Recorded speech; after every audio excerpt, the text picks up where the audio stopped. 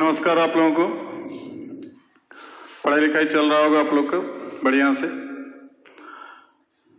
चलिए हम लोग देखते हैं, पिछले क्लास में हम लोग देखे थे इलेक्ट्रोकेमिकल सीरीज, वैद्युत रासायनिक श्रेणी,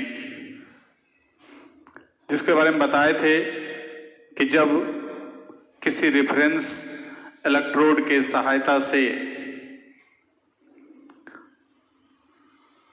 सभी तत्वों का एसआरपी का मान या एसओपी का मान ज्ञात करते हैं और वो ज्ञात करके एक डिफिनिट ऑर्डर में, फिक्स्ड ऑर्डर में, या तो बढ़ते क्रम या तो घटते क्रम में उसको अरेंज कर दें, तो अरेंज करने के बाद एक सारणी प्राप्त होता है, टेबल प्राप्त होता है। उस टेबल का नाम रखा गया था, चर्चा किए थे, जिसको कहे थे वैद्युत रासायनिक श्रेणी या इलेक्ट्रोकेमिकल सीरीज। अब उसी सीरीज का परिभाषा तो वहां देख दिए थे, चर्चा भी कर दिए थे कि सामान्यतः जो है कि हमको अधिकांश बुक में लिथियम को ऊपर रखा गया है, फ्लोरीन नीचे है, क्योंकि लिथियम का एसआरपी सबसे कम है और फ्लोरीन का एसआरपी सबसे अधिक है। कुछ बुक में इंक्लूडिंग एनसीईआरटी भी फ्लोरीन ऊपर है और लिथियम नीचे है, अर्थात वहां पर घटते क्रम में सजाया है, बढ़ते क्रम में नहीं सजाया है। तो फ्लोरीन का सबसे ऊपर होगा और लिथियम का सबसे नीचे है। तो खैर जो भी हो, सारणी सबके किताब में बस डाट सीरियल वही रहेगा, सिर्फ उल्टा होगा। एक किसी में नीचे ऊपर से नीचे होगा तो किसी में नीचे से ऊपर होगा। अब हम लोग यहां पर देखते हैं उसका एप्लीकेशन कि क्या क्या एप्लीकेशन इसका है, जो आगे के एग्जाम के लिहाज से बिहार बोर्ड में थोड़ा सा कम टच किया है इसको, टॉपिक को। हो सकता है अगले साल ज्यादा टच कर ले, लेकिन सीबीएसई का एक फेवरेट टॉपिक है ये। उसके बाद ये टॉपिक जो है कॉम्पिटिटिव एग्जाम के लिए, चाहे वो मेडिकल हो या इंजीनियरिंग हो, दोनों के लिहाज से भी बहुत इंपॉर्टेंट टॉपिक है। इससे क्वेश्चन रहता ही है, अक्सर इधर उधर घुमा करके कहीं कहीं पूछता ही है। तो वो सब देखते हैं क्या क्या इसका एप्लीकेशन है। तो हेडिंग देते हैं हम लोग एप्लीकेशन के बारे में। तो एप्लीकेशंस ऑफ इलेक्ट्रोकेमिकल सीरीज और ईसीएस।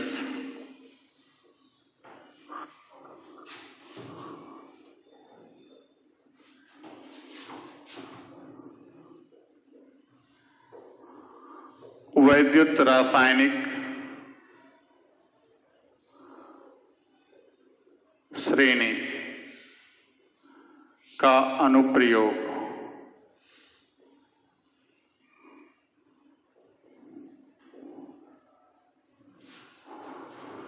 तो वैद्युत रासायनिक श्रेणी का क्या एप्लीकेशन है, क्या अनुप्रयोग है, उसको देखते हैं। तो कहते हैं यहां पर ईसीएस का अनुप्रयोग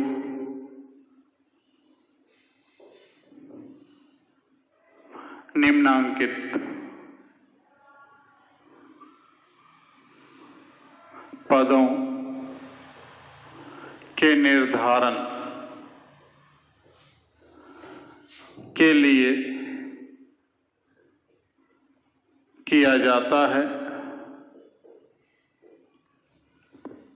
तो कई टर्म है, कई टॉपिक है, जिसके निर्धारण के लिए इलेक्ट्रोकेमिकल सीरीज का अप्लाई किया जाता है। इस सीरीज में जो हमको एसआरपी का मान है, तो वो एसआरपी के मान के आधार पर क्या क्या निर्धारण कर सकते हैं। तो उसमें से हम लोग देखते हैं, पहला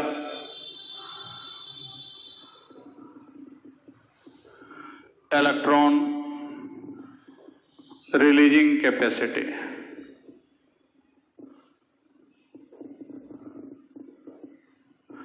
और इलेक्ट्रॉन एक्सेप्टिंग कैपेसिटी का निर्धारण।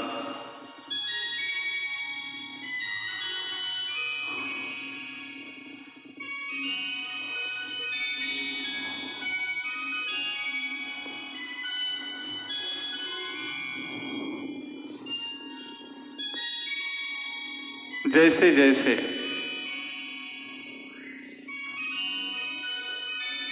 तत्वों का एसआरपी का मान बढ़ता जाता है, वैसे वैसे उन तत्वों का इलेक्ट्रॉन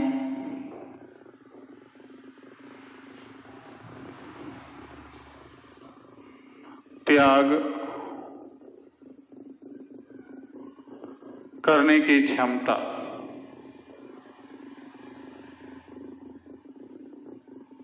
घटती जाती है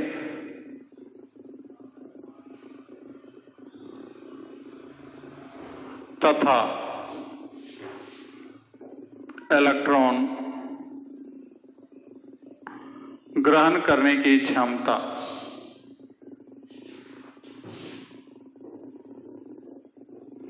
बढ़ती जाती है।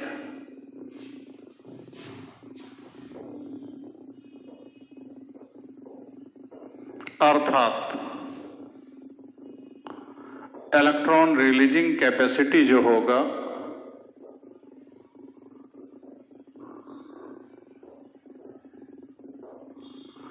प्रोपोर्शनल होगा 1/SRP का, और इलेक्ट्रॉन एक्सेप्टिंग कैपेसिटी ग्रहण करने की क्षमता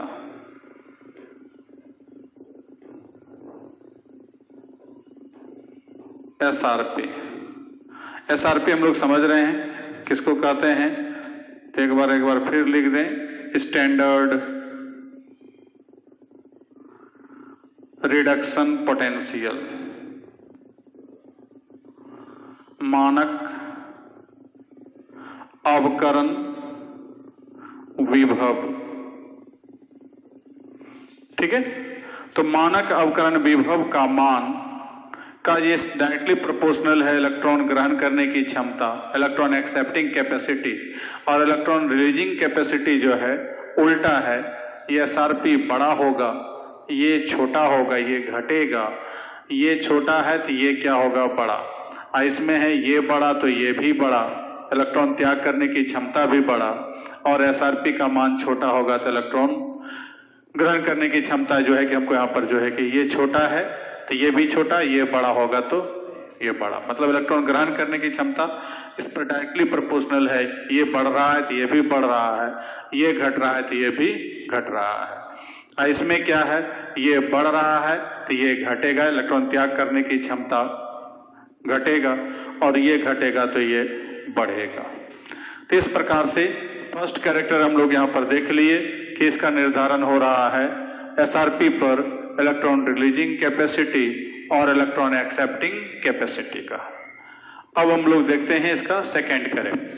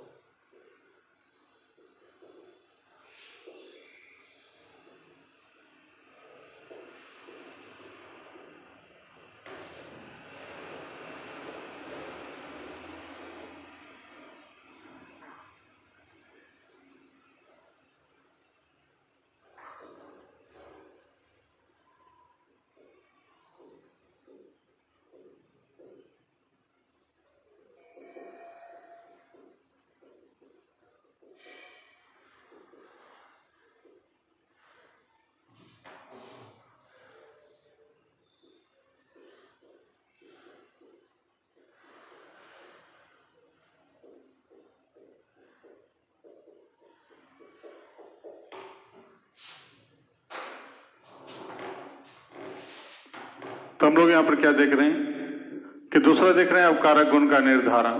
तो अवकारक गुण का निर्धारण में क्या है, पहले अवकारक गुण किसको कहते हैं पहले उसको समझ लें। तो कहता किसी पदार्थ के द्वारा इलेक्ट्रॉन त्याग करने की घटना को कहते हैं ऑक्सीकरण। इलेक्ट्रॉन जब त्याग करेगा तो वो कहलाएगा ऑक्सीकरण, और इलेक्ट्रॉन जब ग्रहण करेगा तो वो कहलाएगा अवकरण।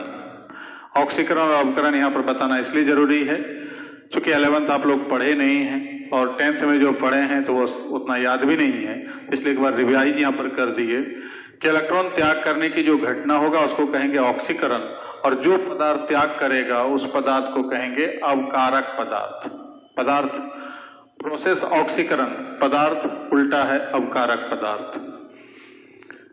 अब इसलिए कहता पदार्थ का अवकारक गुण जो है इलेक्ट्रॉन त्याग करने की क्षमता का समानुपाती होगा, अर्थात इलेक्ट्रॉन त्याग करने की क्षमता ये बड़ा होगा तो अवकारक गुण भी क्या होगा, बड़ा होगा। क्या इसी पर डिपेंड कर रहा है, इलेक्ट्रॉन त्याग करेगा तो अवकारक गुण होगा, तो इलेक्ट्रॉन त्याग करने की क्षमता ज्यादा तो अवकारक गुण भी क्या होगा, ज्यादा। परंतु हम यह तो जानते हैं कि इलेक्ट्रॉन त्याग करने की क्षमता जो है एसआरपी का उल्टा चलता है। एसआरपी बढ़ेगा, इलेक्ट्रॉन त्याग करने की क्षमता घटेगी, एसआरपी घटेगा, इलेक्ट्रॉन त्याग करने की क्षमता बढ़ेगी। इसलिए रिड्यूसिंग कैरेक्टर भी क्या हो जाएगा, 1/SRP, अर्थात तत्वों का एसआरपी बढ़ने के साथ साथ एसआरपी जो है बढ़ने के साथ साथ अवकारक गुण क्या होगा, घटता जाएगा। तो इलेक्ट्रोकेमिकल सीरीज में जो हमको तत्वों का ऑक्सीकारक थे एसआरपी का मान जो है जैसे जैसे ऊपर से नीचे आते हैं, यदि बढ़ते क्रम में सजा हुआ है तो उसके आधार पर उसका अवकारक गुण क्या हो जाएगा, घटता जाएगा। तो पहले इसको लिख लें।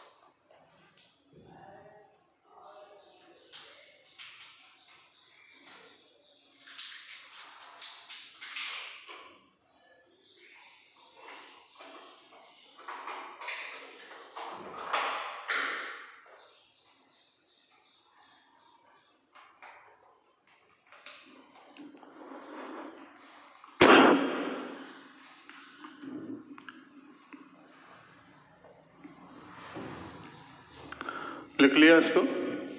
अब हम लोग देखते हैं इसको तीसरा नंबर, सॉरी इसका एग्जाम्पल देखेंगे पहले, उसके बाद।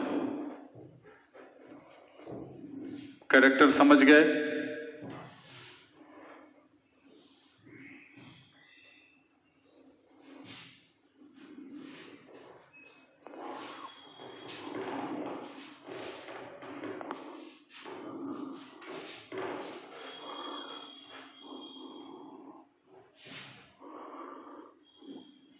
सारणी में चलते हैं कि लिथियम सबसे ऊपर है। यदि हम अधिकांश बुक की बात करें, बीच में हाइड्रोजन है और उसके बाद फ्लोरीन है। ये ऊपर से नीचे है। तो जैसे हम ऊपर से नीचे बढ़ते हैं सारणी में, तो पहला चीज एसआरपी जो है बढ़ता है। यदि बढ़ते क्रम में सजाते हैं तो मैंने भी चर्चा किया कि या तो बढ़ते क्रम या तो घटते क्रम। तो बढ़ते क्रम में सजाते हैं तो हमको लिथियम का एसआरपी सबसे कम होता है और फ्लोरीन का एसआरपी सबसे अधिक होता है, जो कल बता चुके हैं पिछले क्लास में। तो वैसे कंडीशन में एसआरपी क्रमशः क्या होगा? बढ़ रहा है। अब एसआरपी बढ़ रहा है, लिथियम से फ्लोरीन बढ़ते हैं तब। किसी बुक में फ्लोरीन ऊपर होगा, लिथियम नीचे होगा, तब वहां घटता है लिखेंगे, लेकिन अधिकांश में यही लिखा हुआ है, सारणी ये है। तो वैसे कंडीशन में बढ़ता है। दूसरा, इलेक्ट्रॉन त्याग करने की क्षमता।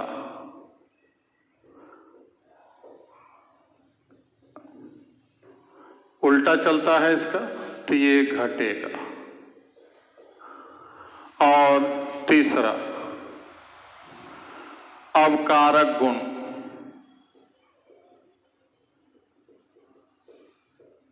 तो ये क्या होगा? रिड्यूसिंग कैरेक्टर जो है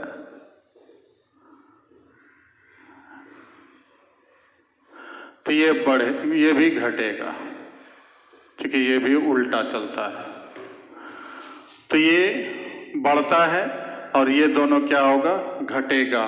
तो जैसे जैसे हम लोग एसआरपी का मान बढ़ता जाएगा, वैसे वैसे तत्वों का जो है कि अवकारक गुण क्या होगा? घटता जाएगा। मतलब इलेक्ट्रॉन त्याग करने की क्षमता घटेगी, क्योंकि इसका एसआरपी का उल्टा चलता है। एसआरपी बढ़ा, इलेक्ट्रॉन त्याग करने की क्षमता कम, एसआरपी कम, इलेक्ट्रॉन त्याग करने की क्षमता अधिक। ठीक है? तो वैसे स्थिति में अतः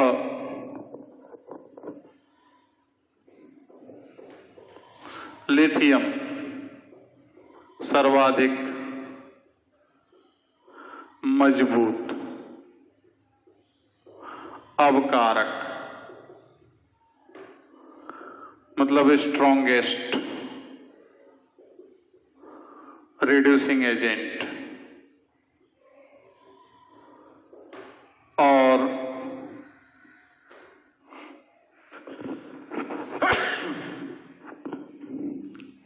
फ्लोरीन जो है सबसे कमजोर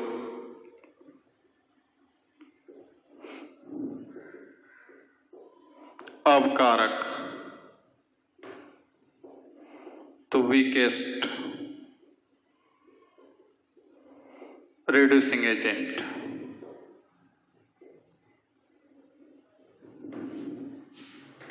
तो इस प्रकार से जैसे जैसे एसआरपी का मान बढ़ेगा, ये दोनों कैरेक्टर घटेगा, और कैरेक्टर जब घटेगा तो इसकी के आधार पर यहाँ पर हम लोग देखें लिथियम का एसआरपी सबसे कम है, तो ये सबसे मजबूत हो जाएगा, और इसका सबसे अधिक है एसआरपी, तो ये सबसे क्या हो जाएगा? कमजोर हो जाएगा। तो इस प्रकार से आकर के जो है कि हम लोग इसका अवकारक गुण का निर्धारण किए। अब इसी प्रकार से यदि क्वेश्चन आपको दे दिया जाए, 3-4 तत्वों का नाम दे दिया जाए और कहेगा बताइए इसमें कौन जो है कि अधिक मजबूत ऑक्सीकारक है और कौन कमजोर ऑक्सीकारक अवकारक है, तो वो या सबसे मजबूत या सबसे कमजोर, या नहीं तो एक क्रम में सजाइए। तो किसी भी टाइप का क्वेश्चन पूछा जाए, ऑब्जेक्टिव सब्जेक्टिव जो भी, तो उसका जवाब हम लोग दे सकते हैं। जैसे मान लीजिए क्वेश्चन कह दिया आपको सोडियम, पोटासियम, कैल्शियम, मैग्नीशियम को अवकारक गुण के बढ़ते क्रम में सजावें। अब यहां पर जाके सबका एसआरपी दे देगा। सोडियम का -2.88866, पोटासियम का -2.925,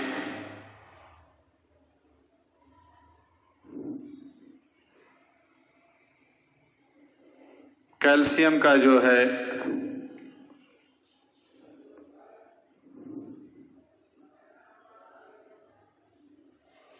सोडियम का इसका 714 है, इसका है -2.866 और मैग्नीशियम का है 2.37। तो चारों का एसआरपी दिया हुआ है। अब इसको बताना है। तो चूंकि एसआरपी का जो क्रम है, ये देखिए क्रम, इन सभी में से देखना है कि सबसे छोटा कौन है। तो माइनस साइन है समय लगा हुआ, ध्यान देना है। तो माइनस साइन में क्या होता है कि मैग्नीट्यूड बड़ा दिखलाई, माने डाटा यहां बड़ा दिखलाई पड़ेगा, वैल्यू क्या होगा सबसे उसका छोटा, मैग्नीट्यूड सबसे छोटा। तो -2.925, उससे -2.866, -2.714 और 2.37। तो सबसे छोटा ये है और सबसे बड़ा सबसे छोटा ये है पोटासियम, सबसे छोटा। उसके बाद कैल्शियम है, उसके बाद सोडियम है और उसके बाद तो फिर मैग्नीशियम है। तो मैग्नीशियम का एसआरपी का मान सबसे बड़ा है और पोटासियम का एसआरपी का मान सबसे छोटा है। तो रिड्यूसिंग कैरेक्टर जो होगा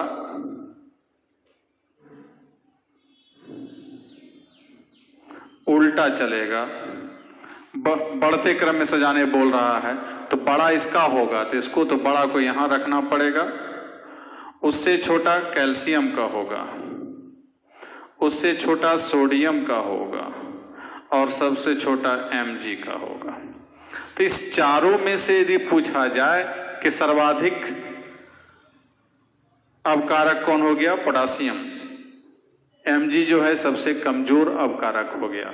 तो ऐसा क्वेश्चन ऑब्जेक्टिव में भी पूछता है कि निम्नांकित में से कौन जो है सबसे अधिक मजबूत अवकारक है या निम्नांकित में से सबसे कमजोर अवकारक है।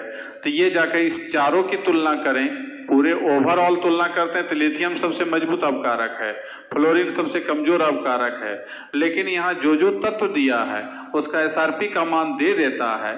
तो वैसे कंडीशन में हम लोग देखेंगे कि एसआरपी जिसका सबसे अधिक होगा, सबसे बड़ा होगा, वो सबसे कमजोर होगा अवकारक, और एसआरपी जिसका सबसे कम होगा वो सबसे मजबूत अवकारक होगा। तो इस प्रकार से हम लोग आराम से बता सकते हैं कि कौन सबसे मजबूत है और कौन सबसे छोटा है।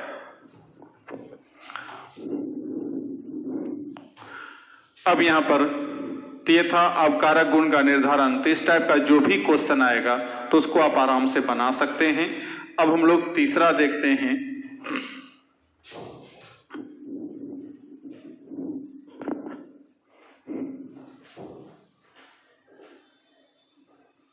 तीसरा नंबर में ऑक्सीकारक गुण का निर्धारण।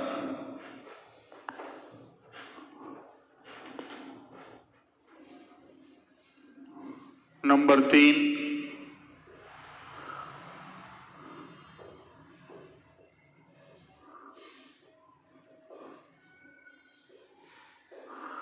ऑक्सीकारक गुण का निर्धारण।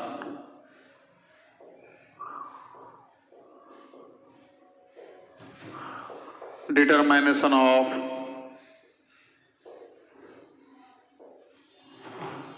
Oxidising character.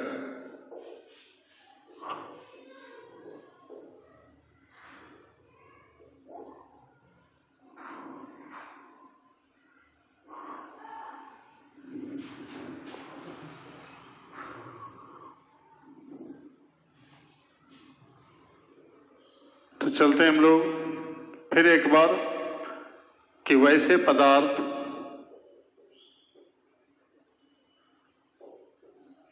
जो इलेक्ट्रॉन ग्रहण करता है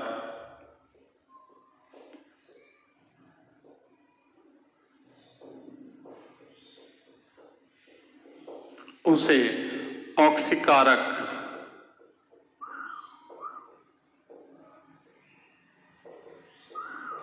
पदार्थ कहा जाता है।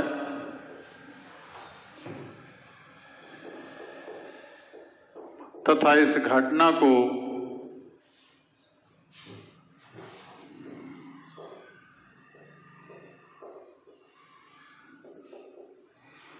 अवकरण कहा जाता है। तो प्रोसेस हो गया अवकरण,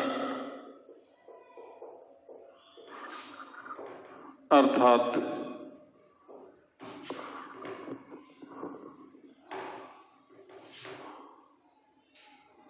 इलेक्ट्रॉन एक्सेप्टर, ये होगा ऑक्सीडाइजिंग एजेंट।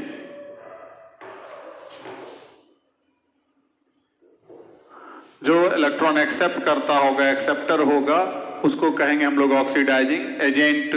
तो वैसे कंडीशन में हम लोग यहां पर देखते हैं कि जो इलेक्ट्रॉन एक्सेप्ट करता है, जो इलेक्ट्रॉन ग्रहण करता है, एक्सेप्टर मतलब ग्रहण करता, तो इलेक्ट्रॉन ग्रहण करता वाला पदार्थ जो भी होगा वो ऑक्सीकारक पदार्थ होगा और ये प्रोसेस कहलाता है अवकरण। तो अतः पदार्थ का ऑक्सीकारक गुण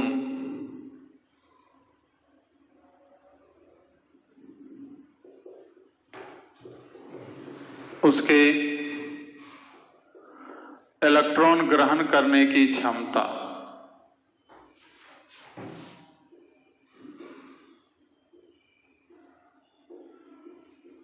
का समानुपाती होगा।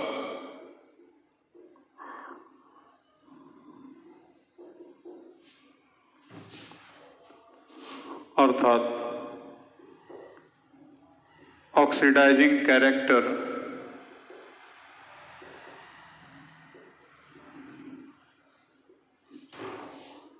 इलेक्ट्रॉन एक्सेप्टिंग कैपेसिटी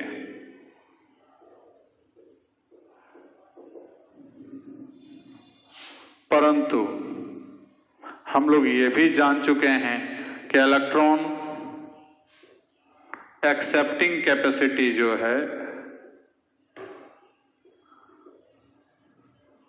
प्रोपोर्शनल है एसआरपी का। पहला पॉइंट में देखे थे कि एसआरपी जिसका ज्यादा होगा इलेक्ट्रॉन ग्रहण करने की क्षमता ज्यादा होगा। तो इलेक्ट्रॉन ग्रहण करने की जो क्षमता है वो एसआरपी का डायरेक्टली प्रोपोर्शनल है और ये इलेक्ट्रॉन ग्रहण करने की क्षमता का डायरेक्टली प्रोपोर्शनल ऑक्सीडाइजिंग कैरेक्टर है। तो वैसे कंडीशन में ये भी किस पर निर्भर करेगा, इसलिए ऑक्सीडाइजिंग कैरेक्टर जो होगा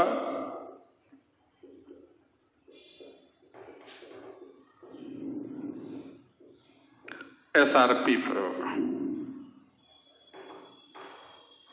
अतः या अर्थात तत्वों का एसआरपी बढ़ने के साथ साथ ऑक्सीकारक गुण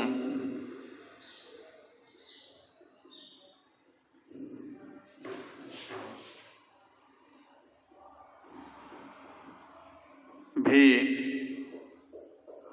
बढ़ता जाएगा। अवकारक घटता था और ऑक्सीकारक क्या होगा, बढ़ता जाएगा। जस्ट मतलब अवकारक का उल्टा चलेगा कि जैसे हम सीरीज में जितना भी तत्व है उसका एसआरपी का मान बढ़ेगा। फिर से एक बार यहां देख लें कि हम लोग इलेक्ट्रॉन जो ग्रहण करता है उसको कहते हैं ऑक्सीकारक और ये प्रक्रिया कहलाता है अवकरण। मतलब पदार्थ का उल्टा चलता है प्रोसेस हो गया अवकरण, पदार्थ हो गया ऑक्सीकारक। अर्थात इलेक्ट्रॉन ग्रहण करने वाला जो पदार्थ होगा वो होगा ऑक्सीकारक पदार्थ या ऑक्सीडाइजिंग एजेंट। वैसे कंडीशन में कहता पदार्थ का ऑक्सीकारक गुण जो है उसके इलेक्ट्रॉन ग्रहण करने की क्षमता का समानुपाती होगा, क्योंकि इलेक्ट्रॉन ग्रहण करने वाले पदार्थ को ही जब ऑक्सीकारक कहते हैं तो उसका डायरेक्टली प्रोपोर्शनल होगा। तो वैसे कंडीशन में ऑक्सीडाइजिंग कैरेक्टर समानुपाती इलेक्ट्रॉन एक्सेप्टिंग कैपेसिटी। अब इलेक्ट्रॉन एक्सेप्टिंग कैपेसिटी हम लोग पहले से जान रहे हैं फर्स्ट पॉइंट में कि एसआरपी का डायरेक्टली प्रोपोर्शनल, एसआरपी बढ़ेगा तो ये भी बढ़ेगा, तो वैसे कंडीशन में ये भी डायरेक्टली प्रोपोर्शनल हो गया एसआरपी का, अर्थात तत्वों का एसआरपी बढ़ने के साथ साथ ऑक्सीकारक गुण भी क्या होगा, बढ़ता जाएगा। अब हम लोग सीरीज में देखते हैं, लिख लीजिए इसको, लिख लिए, चलिए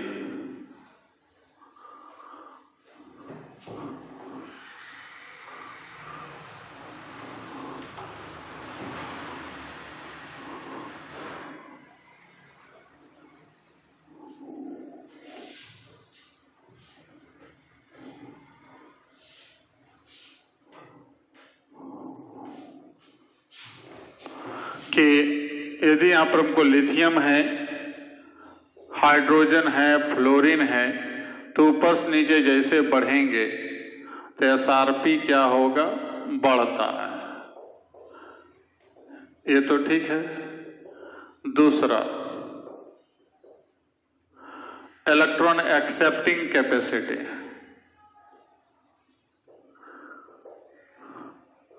इलेक्ट्रॉन ग्रहण करने की क्षमता,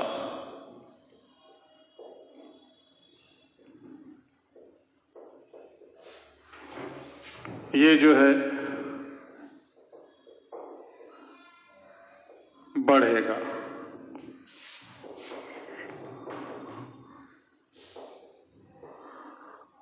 ऑक्सीकारक गुण,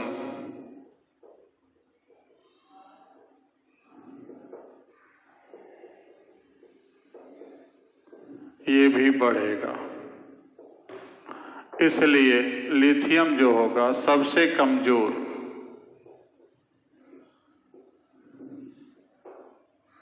या दुर्बल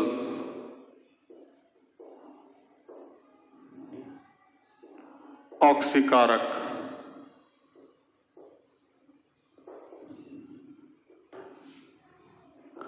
मतलब वीकेस्ट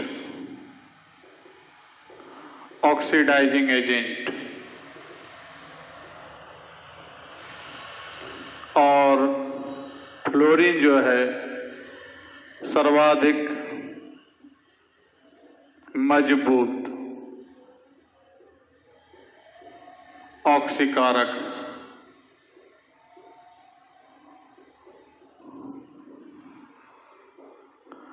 स्ट्रॉन्गेस्ट ऑक्सीडाइजिंग एजेंट।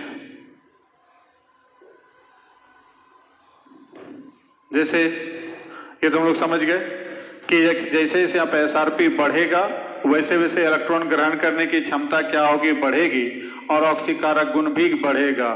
तो इसलिए हमको ये सबसे अधिक मजबूत होगा और ये सबसे कमजोर ऑक्सीकारक पदार्थ होगा।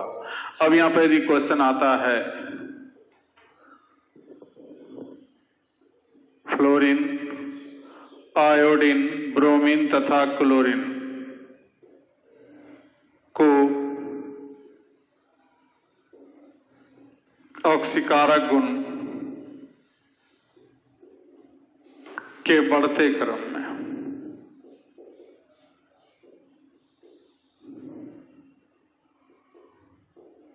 में सजावें तो फ्लोरीन का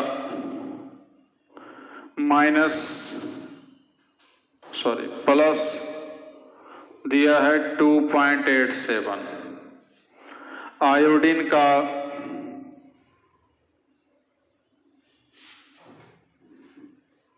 प्लस 0.535, ब्रोमीन का प्लस 1.08 और क्लोरीन का प्लस 1.36। ये एसआरपी का मान दिया हुआ है। तो पहले एसआरपी का क्रम देखें। तो एसआरपी का क्रम में क्या होगा? सबसे छोटा किसका है? तो आयोडीन का। उससे बड़ा है आयोडीन से बड़ा ब्रोमीन, उससे बड़ा है क्लोरीन और उससे बड़ा है फ्लोरीन।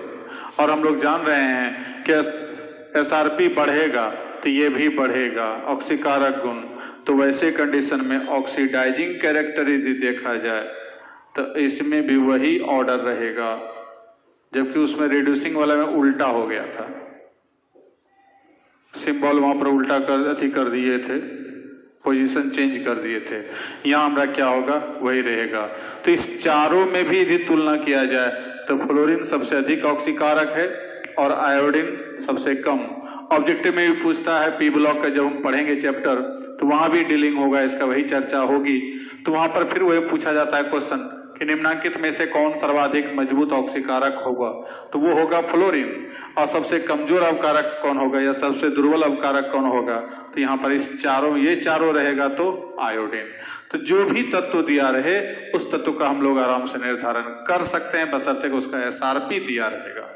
तो एसआरपी सवाल में दिया रहेगा, बार बार रिक्वेस्ट कर रहे हैं, इसमें याद रटना नहीं है, याद नहीं करना है। एसआरपी का मान जो है टेबल रखिए सामने में, तत्कालिक यूज कीजिए, लेकिन वहां पर जाकर के आपको एग्जाम में दिया रहेगा, तो इसलिए आपको याद करने की जरूरत नहीं है। अब हम लोग देखते हैं इसका चौथा कैरेक्टर। यहां तक लिख लिए सब? चलिए देखते हैं चौथा।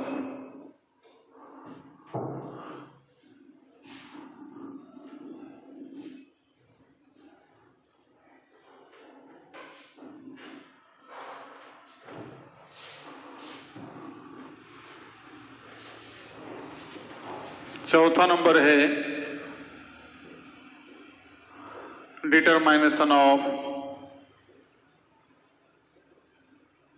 मेटेलिक रिएक्टिविटी, धात्विक क्रियाशीलता का निर्धारण।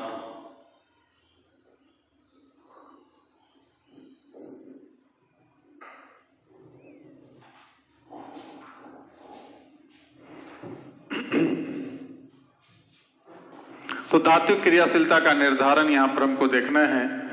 तो वैसे कंडीशन में यहां पर धात्विक क्रियाशीलता के निर्धारण में क्या होगा ये जाने।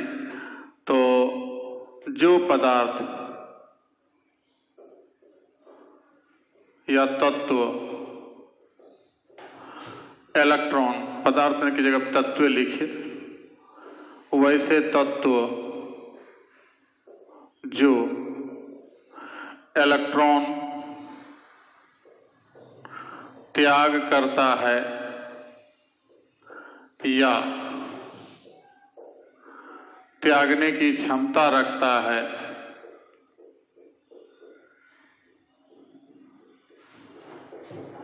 उसे धातु कहा जाता है।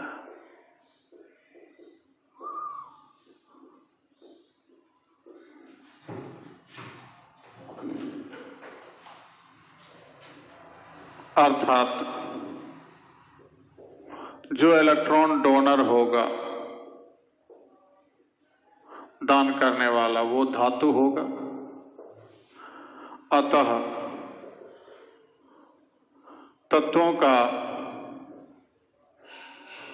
धात्विक गुण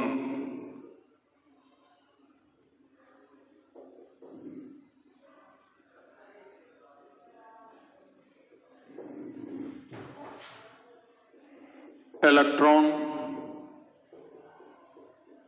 त्याग करने की क्षमता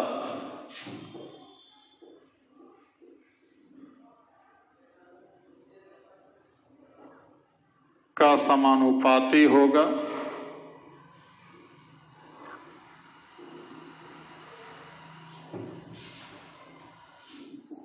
अर्थात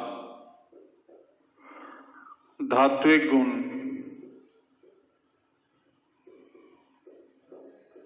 इलेक्ट्रॉन त्याग करने की क्षमता, मतलब जितना अधिक इलेक्ट्रॉन त्याग करने की क्षमता हो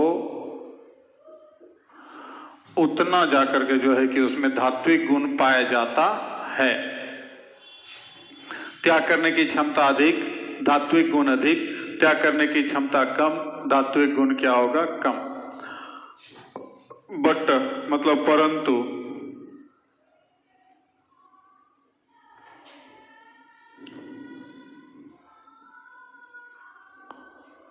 इलेक्ट्रॉन त्याग करने की क्षमता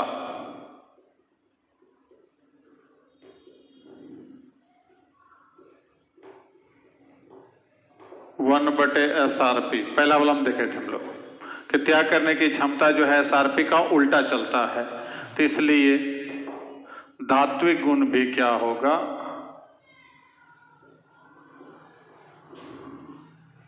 वन बटे SRP। अतः तत्वों का SRP का मान बढ़ने के साथ साथ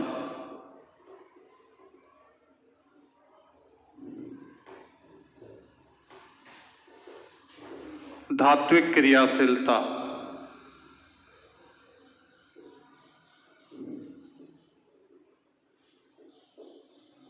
घटता जाएगा। धात्विक क्रियाशीलता क्या होगा? घटता जाएगा। SRP बढ़ेगा तो ये घटेगा। फिर से एक बार समझ लीजिए कि वैसे तत्व जो इलेक्ट्रॉन त्याग करता है या त्याग करने की क्षमता रखता है उसको कहते हैं धातु। उधर जब ऑफलाइन क्लास चल रहा था तो वहां पर भी शॉर्टकट में कहीं कहीं बताए थे कि नॉर्मली जो है जितना भी धातु है मोस्टली पूरे 92 धातु में से अधिकांश धातु जिसके बाहरी कक्षा में 1, 2 या 3 इलेक्ट्रॉन है तो वो अपने नियरेस्ट इनर्ट गैस की तरफ बनने के लिए 1, 2 या 3 इलेक्ट्रॉन त्याग करने की क्षमता रखता है। और वो त्याग करने की क्षमता रख रहा है या त्याग करता है तो उसको हम लोग कहेंगे धातु। अर्थात इलेक्ट्रॉन दान करने वाला जो भी होगा वो सब क्या होगा? धातु होगा। तो तत्वों का धात्विक गुण इलेक्ट्रॉन त्याग करने की क्षमता का समानुपाती, जैसे जैसे त्याग करने की क्षमता बढ़ेगा धात्विक गुण बढ़ेगा। लेकिन हम लोग पहला पॉइंट में पढ़ चुके हैं इलेक्ट्रॉन त्याग करने की क्षमता समानुपाती होता है 1 बटे SRP का, इसलिए धात्विक गुण क्या हो जाएगा? 1 बटे SRP पर चलेगा। अर्थात SRP का मान बढ़ेगा, धात्विक क्रियाशीलता क्या होगा? घटेगा। तो कोई भी 4 धातु 5 धातु जो भी दे दिया कहेगा इसमें से कौन ज्यादा क्रियाशील धातु है, कौन सबसे कम क्रियाशील धातु है, तो उसका निर्धारण भी हम लोग आराम से बता सकते हैं कि SRP जिसका ज्यादा होगा वो उतना कम क्रियाशील होगा और SRP जितना कम होगा, जैसे लिथियम इसका SRP सबसे कम है तो सबसे अधिक क्रियाशील धातु है। और उधर जाके तांबा Ag, Au, Pt वगैरह सब जो है हाइड्रोजन से नीचे दिखलाई पड़ रहा है वो कम क्रियाशील धातु के श्रेणी में आता है। तो जो सारणी है तो सारणी में हम लोग यहाँ देखिए लिथियम, बीच में हाइड्रोजन, इधर फ्लोरीन, तो इधर यहाँ का रेंज जो है क्रियाशील धातु का है क्योंकि SRP कम है, और इधर का रेंज जो है और माने कम क्रियाशील, वो अधिक क्रियाशील है, और इधर क्या है? कम क्रियाशील धातु है। तो सारणी में ये स्थिति है क्योंकि SRP जैसे जैसे हम ऊपर से नीचे आते हैं तो लिथियम से फ्लोरीन की ओर बढ़ेंगे तो वैसे कंडीशन में इसका SRP का मान बढ़ता जाएगा और SRP का मान बढ़ेगा तो धात्विक गुण क्रमशः घटेगा। ठीक है, तो ये स्थिति है इलेक्ट्रोकेमिकल सीरीज में। अब 5वां नंबर हम लोग देखते हैं determination of non metallic reactivity, अधात्विक क्रियाशीलता का निर्धारण। ठीक है, इसको मिटाते हैं। तो वैसे तत्व जो इलेक्ट्रॉन त्याग के जगह पर ग्रहण करता है या ग्रहण करने की क्षमता रख रहा है उसे हम लोग क्या कहेंगे? अधातु बोलेंगे।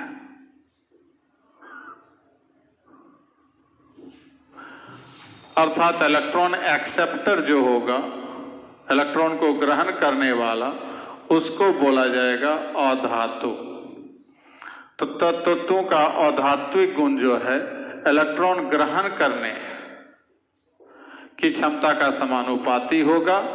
तो यहां पर अधात्विक गुण त्याग के जगह पर ग्रहण, परंतु इलेक्ट्रॉन ग्रहण करने की क्षमता जो है वो तो एसआरपी का डायरेक्टली प्रोपोर्शनल है, जो पीछे भी देख चुके हम लोग। तो इसलिए अधात्विक गुण भी क्या हो जाएगा, डायरेक्टली सीधा समानुपाती। ये बड़ा, ये भी बड़ा, ये छोटा, ये भी छोटा। अतः तत्वों का एसआरपी का मान बढ़ने के साथ साथ अधात्विक क्रियाशीलता बढ़ता जाएगा। अब यहां पर जो है कि इसमें जब चलेंगे सीरीज में, तो हमको लिथियम से फ्लोरीन तक जब जाते हैं तो यहां पर कम क्रियाशील